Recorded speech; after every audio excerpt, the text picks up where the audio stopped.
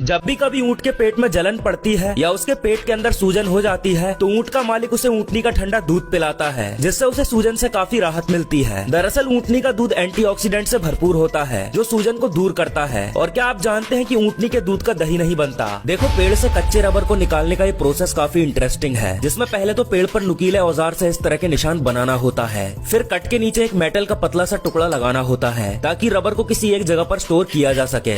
इसके बाद पेड़ पर बनाए गए उस निशान को और ज्यादा गहरा करना है जिससे कि पेड़ से रबर बाहर आने लगे। इसके ठीक नीचे एक बर्तन को लगाना है जिससे कि वो रबर उसमें जमा हो जाए। अमेरिका में मौजूद ये एक ऐसा रेस्टोरेंट है जिसमें आप कॉफी के बड़े कप के साथ साथ इस तरह के जायंट टोस्ट को भी ऑर्डर कर सकते हो, जिसे एक बार पूरा खाने से ही किसी भी इंसान का पेट भर सकता है। देखो, अस्तबल में घोड़े के मालिक अपने घोड़े के दांतों को इस तरह से पानी के तेज प्रेशर से साफ करते हैं। अब इस तरह से हथौड़े के ऊपर ग्रिप लगाई जाती है जिसमें हथौड़े को किसी चीज में फंसाकर इस तरह से रस्सी को उसके ऊपर लपेटा जाता है। देखो, बाहर के देशों में गड्ढा भरने के लिए गड्ढे में केमिकल डालकर उसके ऊपर बहुत सारी रेत को डाला जाता है। इसके बाद रेत को अच्छे से फैलाकर उसके ऊपर फिर से केमिकल को डाला जाता है जिससे गड्ढा मजबूती से भर जाता है। इसे देखकर डरने की जरूरत नहीं है क्योंकि ये चाइना का एक ट्रेडिशनल गेम है जिसमें एक शेर की कॉस्ट्यूम पहने हुए कुछ लोग सामने खड़े इंसान को निगल लेते हैं। इसे चाइनीज लायन डांस कहा जाता है जो कि चाइना में काफी समय पहले से खेला जा रहा है और इस खास तरह के डांस को नए साल पर परफॉर्म किया जाता है। ये बंदा अपनी छत की सीलिंग से इस तरह से लटक जाता है जैसे कि ये कोई झूला हो। असल में इसे स्ट्रेच सीलिंग कहा जाता है जो कि पीवीसी से बनी होती है जिससे इसे काफी लंबा स्ट्रेच किया जा सकता है। वैसे तो आमतौर पर लोग इसे अपने घर को अट्रैक्टिव बनाने के लिए लगवाते हैं। अगर आपको कहीं इस तरह से शार्क उल्टी पड़ी हुई दिखाई दे तो उसे मरी हुई समझकर उसके पास जाने की गलती कभी मत करना, क्योंकि जो दिखाई दे रहा है वो सच नहीं है। असल में ये दूसरी छोटी मछलियों को अपना शिकार बनाने के लिए मरने का नाटक करती है और जैसे ही कोई मछली इनके पास आती है तो ये उसे अपना शिकार बना लेती है। ऐसे में अगर आप इसे मरा हुआ समझकर इसके पास जाते हो तो ये आप पर भी हमला कर सकती है। देखो, इसे क्लासिक स्टॉप मोशन एनिमेशन कहते हैं जिसका इस्तेमाल किसी भी कार्टून मूवी के ट्रेलर को बनाने के लिए किया जाता है और इसे बनाने के लिए हर फोटो को थोड़ा थोड़ा गैप छोड़कर रखा जाता है और फिर मोबाइल से फोटो को आगे बढ़ाते हुए वीडियो को रिकॉर्ड करते हैं, जिसके बाद इसका लास्ट रिजल्ट बहुत ही कमाल का होता है। देखो, कुछ इस तरह से कटहल को पेड़ से तोड़ने के बाद काटा जाता है, जिसमें सबसे पहले कटहल को डंठल से पकड़कर चाकू की मदद से बीच में से दो हिस्सों में काटा जाता है। फिर इसे अलग करके कटहल के बीच के हिस्से को काटा जाता है। इसके बाद इसे हर तरफ से चाकू से काटकर फाड़ लिया जाता है और फिर कटहल के बीज को बाहर निकालकर मार्केट में बेचने के लिए भेज दिया जाता है। अब जापान में बहुत ज्यादा मात्रा में संतरों की खेती की जाती है और यहाँ के संतरे मीठे होने के साथ साथ बहुत रसीले भी होते हैं। देखो, सबसे पहले तो इस मेंढक को एक अंडा खिलाया जाता है और फिर बहुत ही महंगी महंगी क्रीम लगाकर इसकी मालिश की जाती है। इसे देखकर आपको लग रहा होगा कि ये मेंढक बहुत ही लकी है, लेकिन ऐसा कुछ भी नहीं है। दरअसल जापान के लोग मेंढक को मार्केट से खरीद कर लाने के बाद ऐसे ही करते हैं और फिर इसके बाद उसे बहुत ही प्यार से काट के पकाकर खा जाते हैं। हाथी को पानी पिलाते वक्त ये गलती कभी मत करना।